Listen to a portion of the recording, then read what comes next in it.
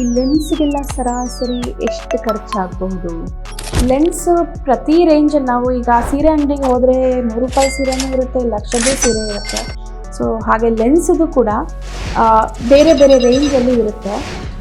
ಮತ್ತು usually multifocal ಅನ್ನೋದು ಸ್ವಲ್ಪ 40-45 ಮೇಲೆ ಜಾಸ್ತಿ ಕಾಸ್ಟ್ಲಿ ಇರುತ್ತೆ. ಮೋನೋಫೋಕಲ್ ಅನ್ನೋದು ರೇಂಜು ಕಡಿಮೆಯಿಂದ ಸ್ಟಾರ್ಟ್ ಆಗುತ್ತೆ.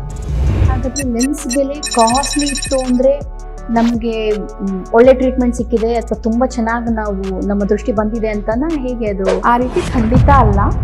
ಲೈಟ್ ಅನ್ನೋದು ಕೊನೆಗೆ ರೀಚ್ ಆಗಬೇಕಾಗಿರೋದು ರೆಟಿನಾಗೆ, ಆಮೇಲೆ ಅಲ್ಲಿಂದ ಮೆದುಳಿಗೆ ಹೋಗಬೇಕು.